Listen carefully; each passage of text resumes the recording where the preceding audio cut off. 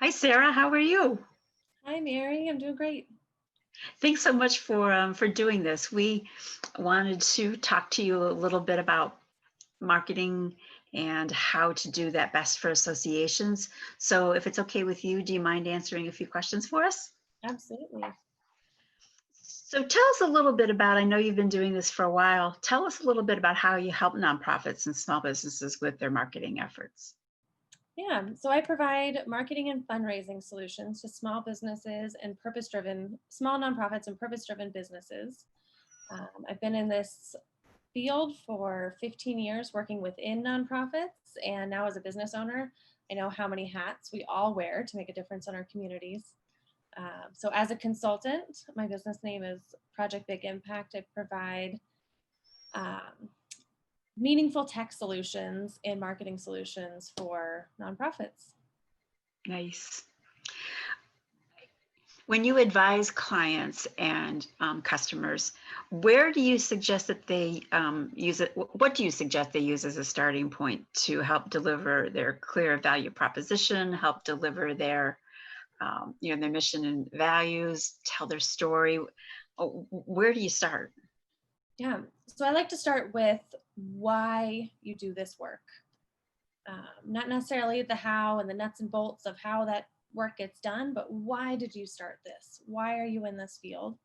And that means examining all the programs you're currently offering and any opportunities for your members or the public to engage with you, and then working through defining why each of those provides value. And if they're not providing value that aligns, maybe re-examining how to change those programs or talk about them differently. And then I really like to connect this to to the pain points that your members as professional associations experience every day, and how the programs that you provide can alleviate those pain points. And then Some of the customers or some of the folks who are experiencing the pain is not only the members, but it's also the association managers themselves. What kind of pain points get alleviated by better marketing strategies and techniques? yeah, so as change makers, we all need to balance how we share our stories, the need to grow our base of supporters and members, and continuing to do the actual work. So there's a lot of extra stuff that goes into, I'm going to provide this wonderful service. There's all the marketing and the fundraising and having a good website and meeting the needs of your public and constantly updating things and telling people about all the good work you're doing and doing all that good work at the same time. So Not always I, easy. I really love to help take the pressure off of all those back end nuts and bolts and let you get back to doing what you do best.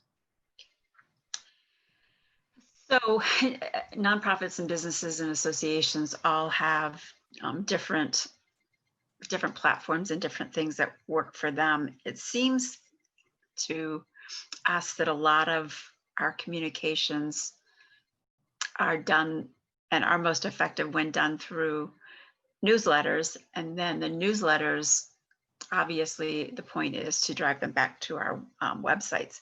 How do you recommend that associations maximize these communication tools? Which one comes first, and what do you work on first to make this other things happen? I am a big fan of reusing content as much as possible. I think a lot of us get caught up in this idea that we are going to bore our audience with sharing the same things over and over again. If you've created a really wonderful blog post or you have a recording of an amazing training that you've recently had, you can share that in your social media, on your website, in your blog, in your newsletter, without exhausting your audience. I love to think that everyone reads everything that I write, but they don't. And even if they see it a couple times, that repetition is really helpful to drive meaningful action, whether that's signing up for an event, becoming a member, or making a donation or paying some money, or making a referral to your organization or business. So reusing content, I think, is a really great way to get the most bang for your buck. And I believe that every organization has some combo of tech that they're already using and may just need to bolster and fill some holes here and there. And it needs to be right sized. Tech is not a one size fits all solution. I love working with what you already have in place, making some recommendations. And I'm a really big fan of implementing systems that are easy and effective and don't require you to come back to me for help with every little thing. I really want to empower organizations and people who work for them to own their content and own what they share with the public. So that they have a process like, like a marketing calendar, or they have, they can automate when social media posts get done. Is that what you were? Yep. So at the beginning of a lot of my work with clients is some strategy, fixing systems, setting up some automations. The automations really take the work off of you, so that you can continue to do good work and you don't have to worry about all the frivolous stuff in the background. And then set up a schedule for the year or the month or the quarter, whatever makes sense for you, that helps promote your events, shares the impact that you're making, and allows you to ask for support when needed. And get us new members. And get new members. Yeah. Exactly.